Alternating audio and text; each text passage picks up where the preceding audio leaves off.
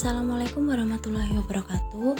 Kami di sini dari kelompok 6 akan mempresentasikan hasil diskusi dari kelompok kami terkait dengan pemanfaatan penginderaan jauh untuk tata guna lahan.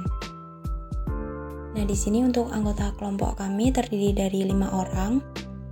Ada Rifki Surya Aldian, Mustika Dwi Kurniawati, Rizky Diki, Ardianto Nugroho, dan juga Karimah Wahyu. Kemudian untuk subbahasan yang akan kami bahas pada kesempatan kali ini terdiri dari 5 subbahasan. Untuk yang pertama ada pengertian dan tujuan tata guna lahan. Yang kedua ada kajian lahan pertanian, kemudian kajian lahan hutan, kajian lahan pemukiman, dan juga kajian lahan industri. Hal pertama ini adalah pengertian dan tujuan dari tata guna lahan. Pengertian dan tujuan tata guna lahan adalah pertama yang kita bahas di sini adalah pengertiannya terlebih dahulu. Ya, pengertian ini dimulai dari tata guna lahan, yaitu adalah sebuah aturan atau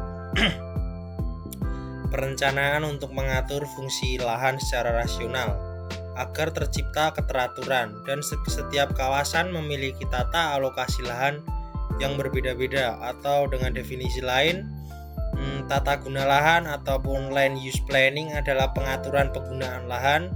Dalam tata guna lahan dibicarakan bukan saja mengenai penggunaan permukaan bumi, tetapi juga mengenai penggunaan permukaan bumi di lautan. Dikutip dari Jaya Dinata tahun 2009-10.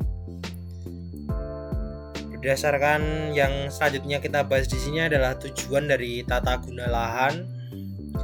Tujuan dari tata guna lahan sendiri ini adalah berdasarkan PP nomor 16 tahun 2004 tentang penatagunaan tanah. Tujuan dari penatagunaan tanah di sini adalah pemanfaatan tanah sebagai suatu kesatuan sistem untuk kepentingan masyarakat secara adil. Setiap peraturan yang dibentuk mesti memiliki tujuan. Begitu pula dengan dibentuknya aturan tata alokasi lahan. Beberapa tujuan dari tata guna lahan di sini adalah yang pertama, tata guna lahan di sini untuk memberikan sebuah hak dan perlindungan pada lingkungan. Yang kedua adalah dengan adanya tata alokasi lahan akan mengurangi potensi penyalahgunaan lahan.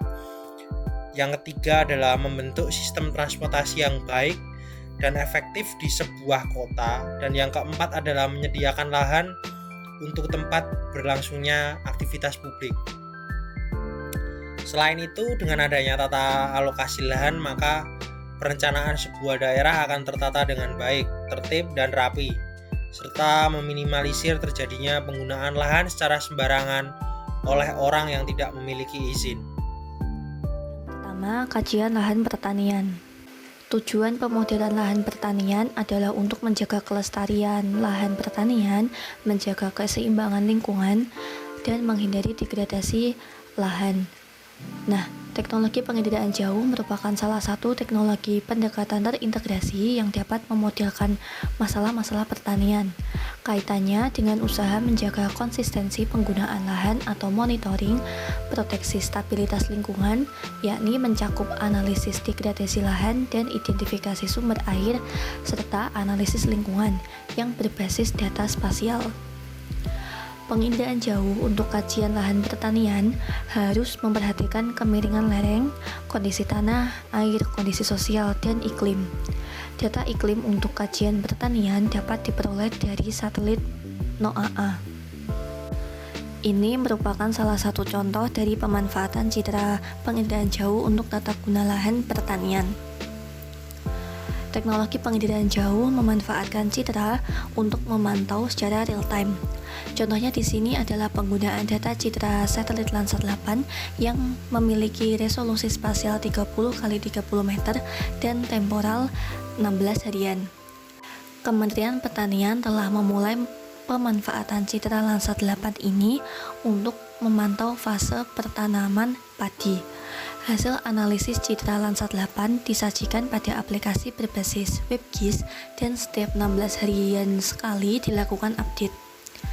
Dalam pemanfaatannya, citra berfungsi sebagai alat bantu praktis bagi petugas lapangan untuk melakukan verifikasi data luas tanam dan panen sesuai dengan kondisi faktual lapangan.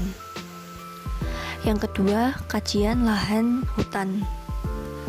Bidang kehutanan berkenaan dengan pengelolaan hutan, pengolahan hasil kayu, pemantauan reboisasi hutan, perlindungan flora fauna, inventaris, kekayaan sumber daya alam, ekowisata, dan pengendalian kerusakan hutan, termasuk pengawasan kebakaran hutan. Untuk memantau kekayaan alam, dapat menggunakan citra Landsat.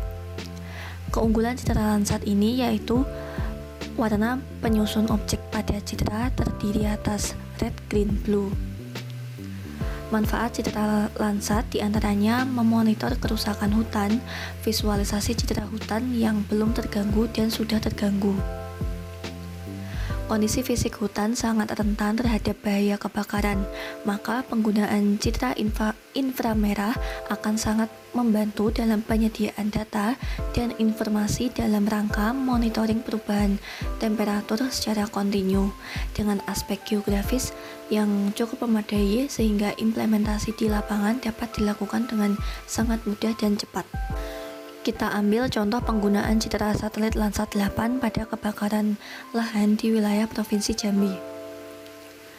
Gambar 1 dan 2 memperlihatkan data citra satelit Landsat 8 berwarna hijau semu pada lahan yang diduga dibakar secara sengaja yang ada di wilayah Provinsi Jambi. Penggunaan data citra satelit berwarna semu, dalam hal ini hijau semu, akan memudahkan dalam proses interpretasi sebuah kejadian yang terlihat pada data citra satelit.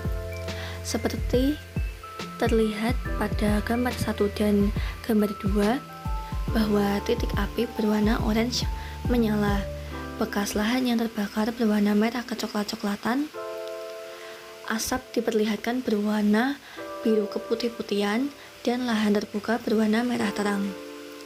Lahan itu sendiri diperkirakan merupakan lahan perkebunan kelapa sawit jika dilihat dari pola lahan berbentuk kotak yang teratur. Kemungkinan lahan tersebut dibakar untuk pembukaan lahan baru untuk ditanami bibit kelapa sawit. Dalam kasus kebakaran hutan dan lahan ini, terlihat bahwa penggunaan data citra satelit dapat menjadi bukti tambahan untuk mengetahui lokasi mana saja yang merupakan sumber titik apinya, sehingga bisa ditelusuri lahan milik siapa saja yang dibakar tersebut. Kemudian yang ketiga ada kajian lahan permukiman. Penampakan objek di permukaan bumi yang rumit dengan berbagai karakteristik sendiri dikarenakan oleh pertumbuhan, perkembangan, dan juga kebutuhan untuk permukiman yang cenderung terus meningkat tanpa terkendali. Sementara untuk jumlah lahan yang tersedia itu tidak berubah atau tetap.